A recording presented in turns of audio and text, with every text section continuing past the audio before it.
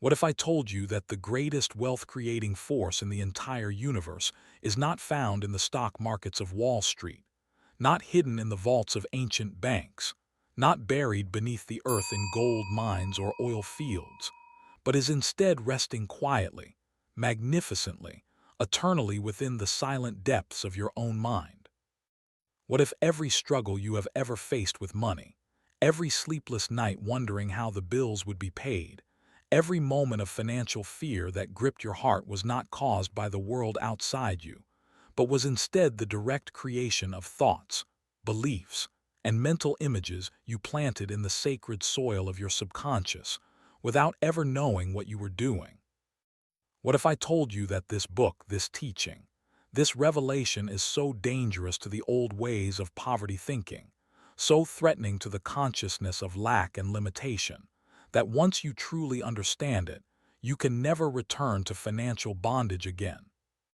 I ask you now, with the full weight of eternal truth behind my words, are you ready to discover that you are not a victim of circumstance, not a slave to economic conditions, not at the mercy of employers, governments, or the whims of fortune, but are instead a divine creator, endowed by your heavenly Father with the infinite power to attract, create, and manifest wealth through the disciplined use of your subconscious mind? This is not fantasy. This is not wishful thinking. This is the law, and the law never fails. The Bible declares in Proverbs 23:7, "As a man thinketh in his heart, so is he." Your heart, beloved friend, is your subconscious mind. Whatever is planted there becomes the harvest of your life. Plant thoughts of wealth, and wealth must come. Plant thoughts of lack, and lack must manifest. This is not philosophy. This is spiritual science. Before we journey together into these life-transforming truths, I ask you to do something of great importance. Subscribe to this channel now, for in doing so, you are making a commitment to your own awakening. Press the like button as an affirmation that you are ready to receive abundance. And in the comments below, write these words: "I'm ready to create wealth with my mind." Let this be your first act of faith, your first declaration to the universe that you are no longer willing to live in financial darkness. Now, let us begin this sacred journey together. There is a power within you that is older than the mountains, deeper than the oceans, and more vast than the endless expanse of space itself. This power has been called by many names throughout the ages. The ancient mystics called it the divine mind. The psychologists call it the subconscious.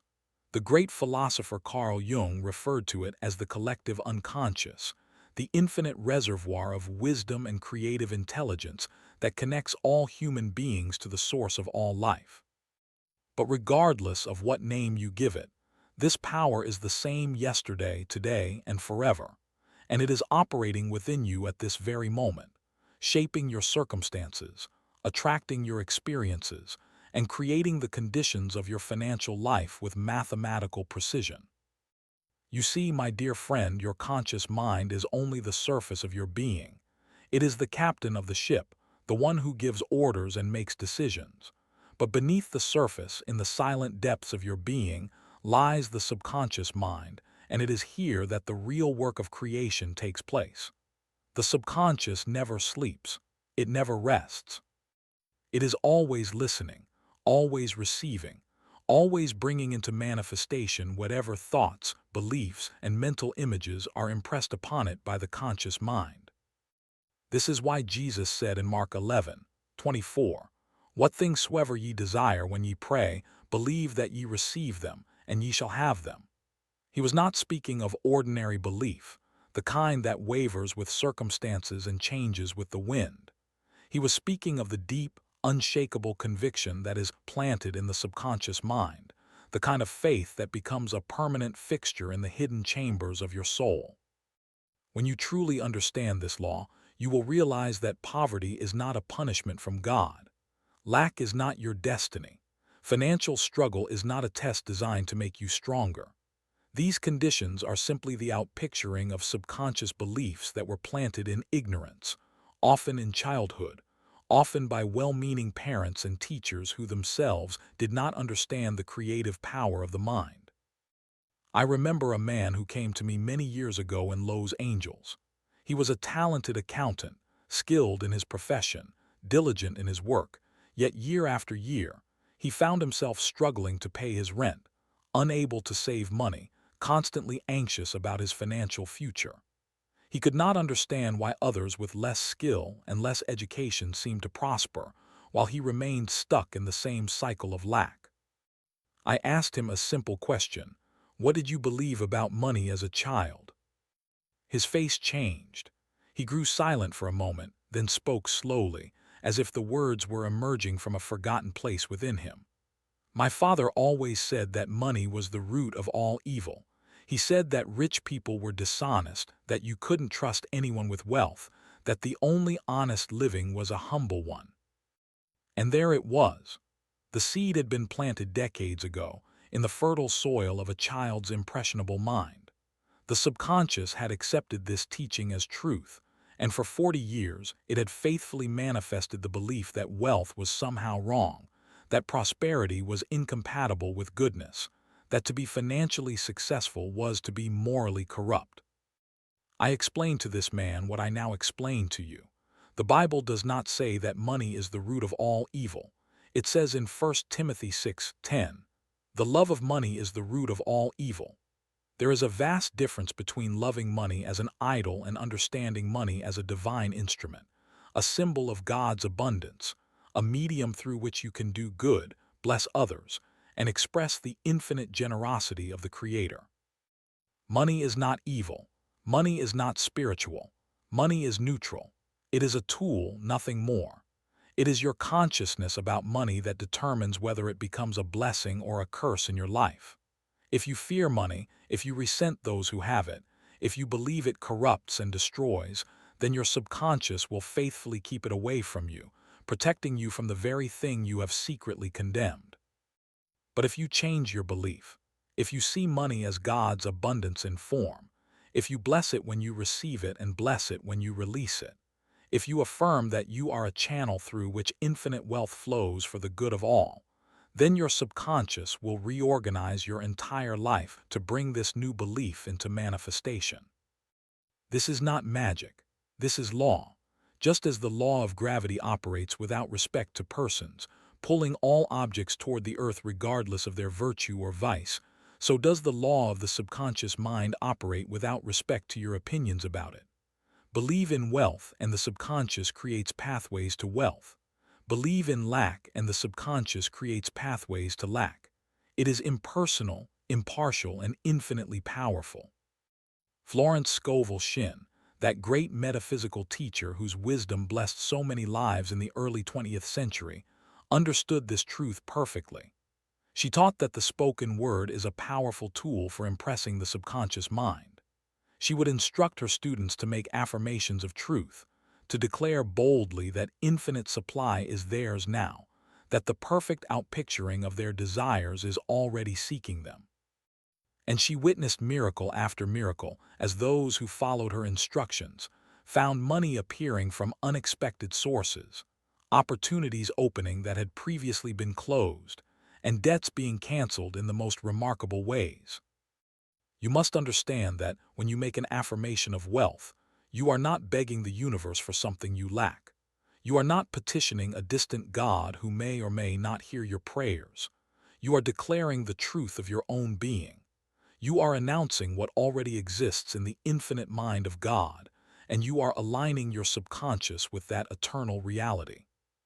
Say to yourself now, quietly or aloud, with feeling and conviction, I am wealthy in consciousness and wealthy in manifestation. The infinite riches of God flow to me freely, joyously, and ceaselessly. I am open and receptive to all the good that the universe has for me. Feel the words as you say them. Let them sink beyond the surface of your conscious mind and penetrate into the deeper levels of your being. This is the technique of scientific prayer, and it never fails when practiced correctly. Neville Goddard, another great teacher of these eternal truths, emphasized the power of imagination in the creative process. He taught that imagination is the creative power of God within man, that when you imagine a desired state with feeling and enter into it as though it were already real, You are actually impressing the subconscious mind with a new blueprint for reality. Neville would say, assume the feeling of the wish fulfilled. Do not imagine your wish as something in the future. Do not see it as something that may or may not come to pass. Instead, close your eyes, relax your body, quiet your mind, and feel yourself already in possession of the wealth you desire. See yourself paying bills with ease. Feel the weight of abundance in your hands. Hear the congratulations of friends and family as they witness your prosperity. Let the scene be so vivid, so real, so saturated with feeling, that for a moment your subconscious cannot distinguish it from actual experience. This is the secret of visualization that all great manifestors have used throughout history. It is not fantasy or escapism. It is the deliberate use of the creative imagination to plant new seeds in the subconscious garden. And just as a seed planted in fertile soil must grow according to its kind, so must the seed of your imagined wealth grow into actual wealth in the world of form. Napoleon Hill spent 20 years studying the habits and beliefs of the most successful men in America, and in his masterpiece, Think and Grow Rich, he confirmed what the ancient scriptures had always taught. He discovered that every wealthy person he interviewed possessed a burning desire for riches, combined with unwavering faith that their desire would be fulfilled. They did not hope for wealth. They did not merely wish for it. They expected it with absolute certainty, and their expectation was impressed upon their subconscious minds with such intensity that the universe itself had no choice but to respond. Hill called this the principle of autosuggestion, the technique of deliberately feeding the subconscious mind with thoughts of success until those thoughts become dominant and crowd out all thoughts of failure. He understood that the subconscious does not judge or analyze. It simply accepts whatever is given to it and sets about bringing it into manifestation. You have been using autosuggestion your entire life, though perhaps not consciously. Every time you said to yourself, "I can't afford that," you were giving a command to your subconscious. Every time you complained about the economy or criticized wealthy people or declared that money doesn't grow on trees, you were planting seeds of lack in the most fertile soil in the universe. But now you know the truth. Now you understand the law. And from this moment forward, you can choose to use this power consciously, deliberately, and for your own highest good. Let me share with you another true story that illustrates the miraculous power of the subconscious mind when properly directed. A woman came to one of my lectures in New York City. She was a widow with 3 children, living in a small apartment, barely able to make ends meet. She had worked as a seamstress for many years, but her eyesight was failing, and she feared that soon she would be unable to work at all. I taught her the technique I now teach you. Every night before sleep, she would relax completely, quiet her mind, and imagine herself depositing large sums of money into her bank account. She saw the numbers on the deposit slip. She felt the pen in her hand. She heard the teller congratulating her. She did this for 10 minutes every night, then drifted off to sleep with a feeling of gratitude and peace. Within 3 months, something remarkable happened. She received a letter from an attorney informing her that a distant relative she had never known had died and left her a substantial inheritance. The amount was almost exactly what she had been imagining on those deposit slips. Coincidence? There are no coincidences in a universe governed by law. Her subconscious had received the impression of wealth, had accepted it as truth, and had proceeded to manifest it in the only way it could, through channels that appeared miraculous but were simply the natural working of divine law. The Bible says in Matthew 21:22, "And all things whatsoever ye shall ask in prayer, believing ye shall receive." The key word is believing, not hopping, not wishing. Believing with the deep conviction of the subconscious mind. When your conscious affirmation and your subconscious belief are in harmony, when there is no contradiction between what you say and what you feel, then manifestation is inevitable. This is why so many prayers appear to go unanswered. The person prays for wealth with their lips while feeling poverty in their heart. They ask for abundance while expecting lack. The conscious and subconscious are in conflict, and the subconscious always wins, for it is the greater power. Your task, therefore, is to bring your conscious mind and your subconscious mind into alignment around the truth of infinite abundance.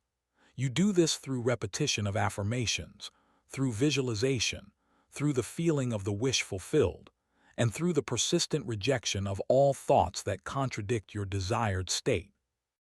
Whenever a thought of lack arises, you must meet it with immediate denial and affirmation. Say to yourself, "That is not the truth of my being. I am a child of the infinite, and infinite supply is mine now."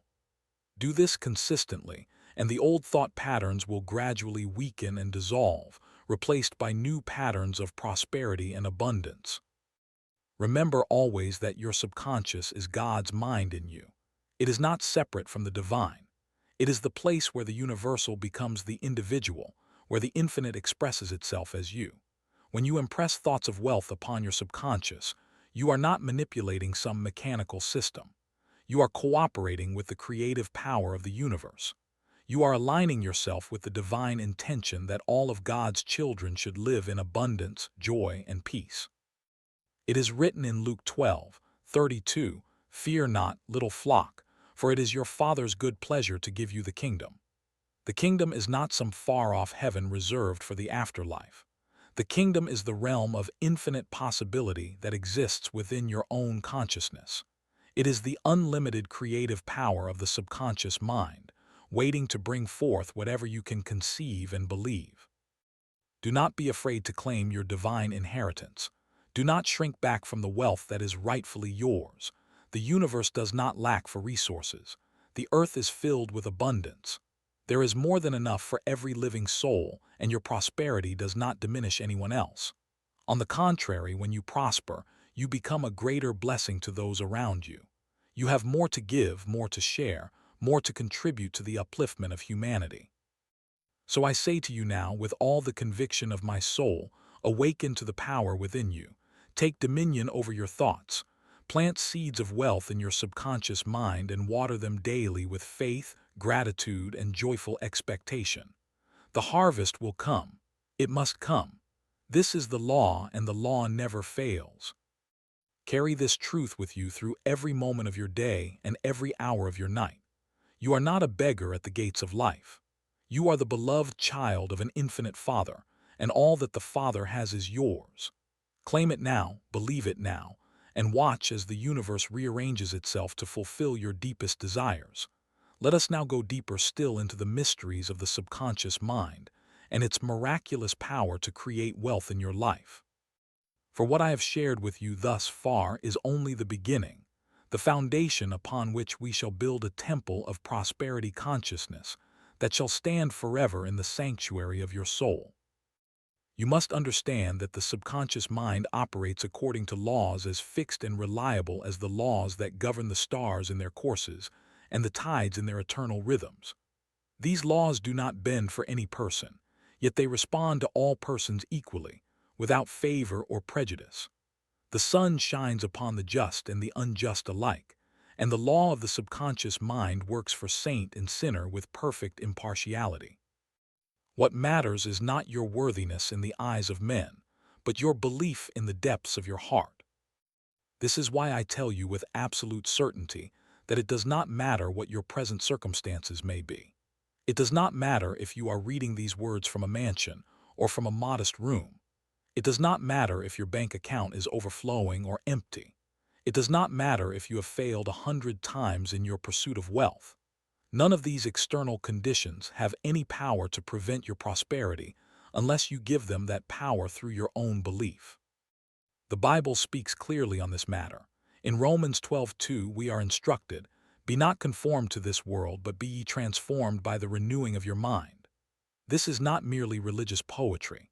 This is practical instruction for the creation of a new life.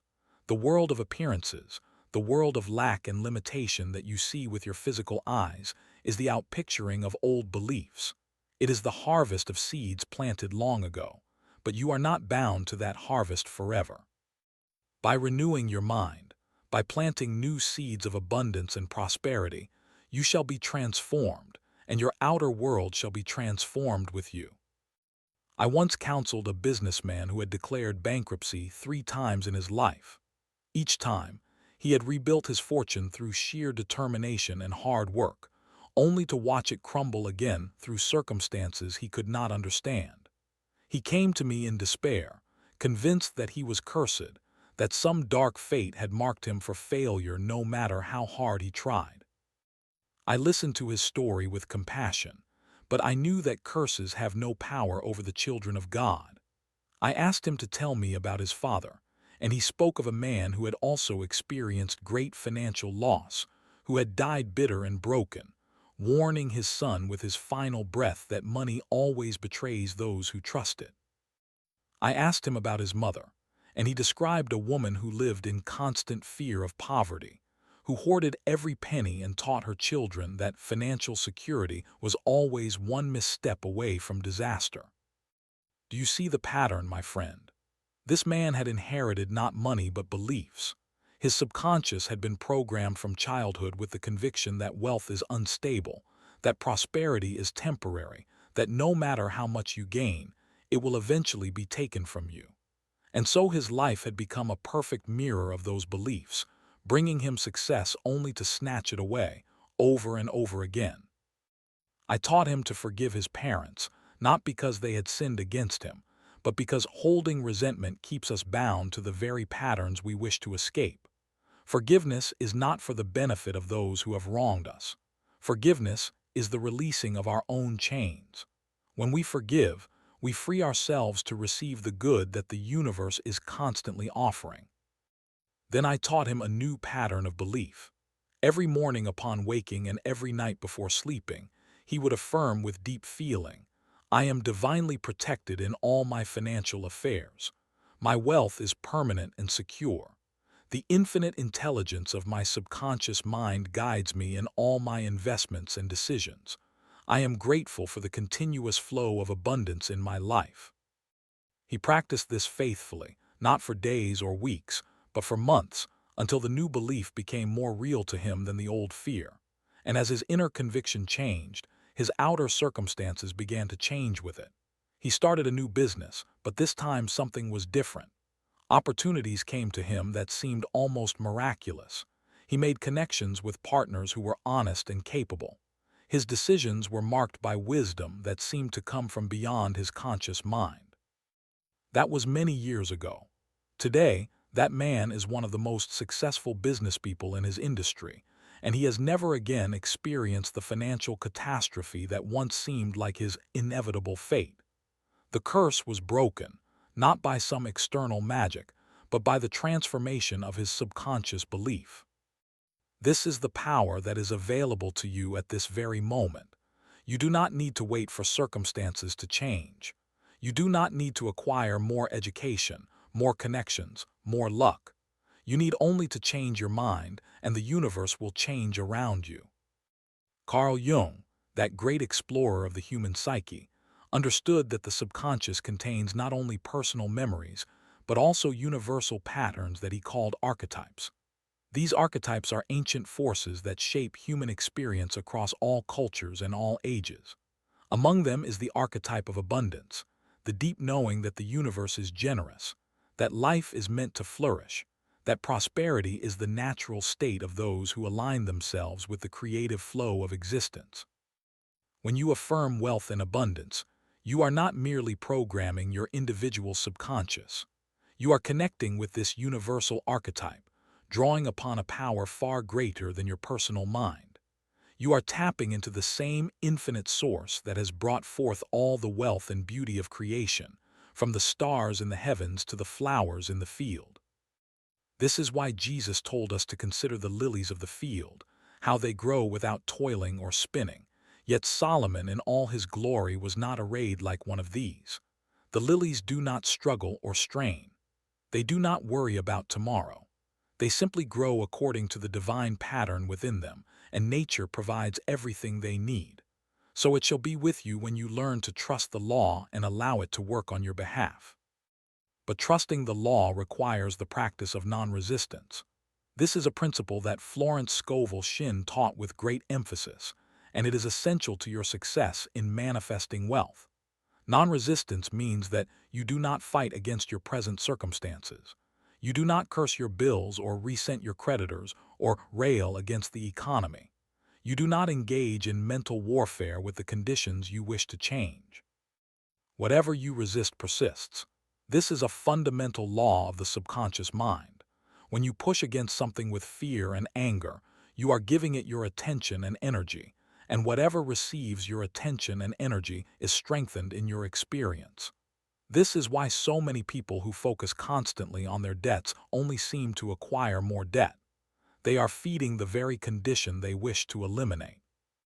Instead, you must practice what Shin called divine indifference. You acknowledge the present circumstances without being emotionally disturbed by them. You say to yourself, "This is the harvest of old seeds, but I am now planting new seeds. The old must pass away as the new comes forth. I am at peace with the process of transformation." Then you turn your attention entirely to the vision of abundance that you are creating in your imagination. You dwell upon it. You feel it. You give thanks for it as though it were already manifest. And you release all concern about how or when it will appear in the physical world. This releasing is essential. The subconscious mind knows how to bring your desires into manifestation far better than your conscious mind ever could. It has access to infinite intelligence, to connections and possibilities that your conscious mind cannot even imagine. When you try to figure out exactly how your wealth will come, you are limiting the subconscious to the narrow pathways that your conscious mind can conceive. But when you release the how and focus only on the what and the feeling, you allow the subconscious to work in its own miraculous way. I remember a young woman who came to me seeking guidance about a debt that was crushing her spirit. She owed several $1,000s and saw no possible way to pay it. I taught her the principles I am teaching you now, and she went home to practice them faithfully. She did not know how the debt would be paid. She could see no logical path to its resolution, but she refused to dwell on the impossibility.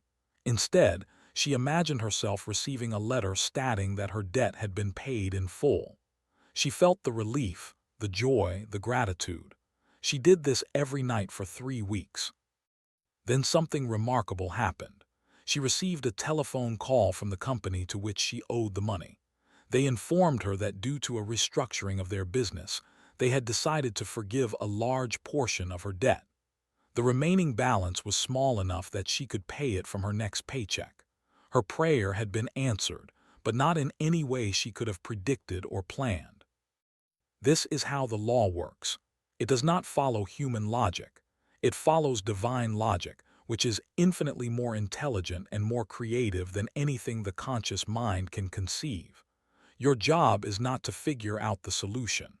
Your job is to maintain the consciousness of abundance and let the solution find you.